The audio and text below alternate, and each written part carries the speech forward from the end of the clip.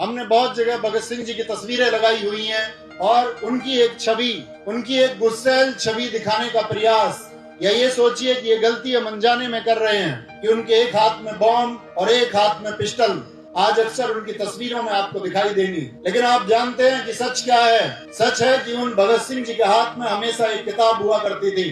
तो मैं प्रकाश डालना चाहता हूँ उस जीवन पर कि उनका किताबों से और पुस्तकों से क्या लगाव था। जब चतर सिंह उनकी कोठरी नंबर 14 में ये कहने गए कि भगत सिंह तुमको आज फांसी होनी है, आज तुम्हारी फांसी की तिथि घोषित हो चुकी है, तो भगत सिंह ने कहा था अभी मैंने एक पेज पढ़ा है इस पुस्तक का, क्योंकि वो उस समय लेनिन को पढ़ रहे थे। उन्होंने कहा था अभी एक क्रांतिकारी दूसरे क्रांतिकारी से मिल रहा है, अभी उन्हें मिलने दिया जाए। आपको याद रखना होगा उनका केंद्रीय असेंबली में बम फेंक करके उस बहरी सरकार को सुनाने का प्रयास करना। आपको याद रखना होगा क्रांतिकारियों को संगठित करके इस देश को आजादी दिलाने के लिए उनका प्रयास।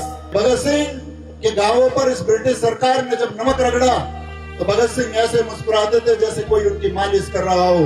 उस 22 वर्ष की अवस्था में इतना धैर्य, इतना साहस कि आप दुख में मुस्कुराएं, ये हमारे आज के नौजवानों को सीखना होगा।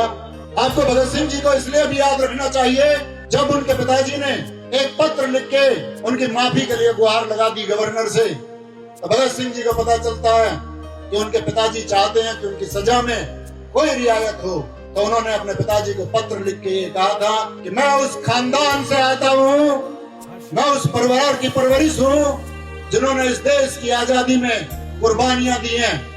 मेरे चाचा अजीत सिंह पंजाब में पगड़ी समान जट्टा आंदोलन चलाते थे, मैं उस परिवार का खून हूँ। पिताजी आज मुझे शर्मिंदगी महसूस होती है कि आज आपने भगत सिंह के लिए माफीनामा लिखा है। कल मेरी लिखी हुई इस चिट्ठी को प्रकाशित करवा देना कि भगत सिंह खुद चाहता है कि उसको सब समाज के सामने, इस देश के सामने फांसी पर चढ़ाया जाए, क्योंकि जीते जी जो काम नहीं हो सकता वो काम मेरे मरने के बाद होगा, वो क्रांति मेरे मरने के बाद पैदा होगी। हमें भगत सिंह जी को इसलिए भी याद रखना चाहिए उनके अंतिम पल जब उनकी माँ विद्यावती कौर जी उनसे मिलने जाती हैं तो उनकी आंखों में चंद आंसू होते हैं। तो अपनी माँ से कहते हैं, और महसूस करना बहुत मार्मिक क्षण है, अपनी माँ से कहते हैं बेबे भगत सिंह की माँ होकर रोती है। तो भगत सिंह जी की मां ने जो खूबसूरत जवाब दिया वो जवाब था, मेरे बेटे भगत सिंह मैं इस बात के लिए नहीं रोती कि मुझे फांसी दी जाएगी, मैं इस बात के लिए रोती हूँ कि इस प्रकृति ने मुझे 1000 भगत सिंह क्यों नहीं दिए, ऐसे 1000 शेर मुझे क्यों नहीं दिए। उन 1000 शेरों की जरूरत है। आज इस समाज में बेबाक होकर जो लोग बोल सकते हैं तो जागरूक होकर आने वाली पीढ़ियों की लड़ाई लड़ सकते हैं। शहीद आजम भगत सिंह, शहीद आजम भगत सिंह, शहीद सुखदेव, शहीद राजगुरु,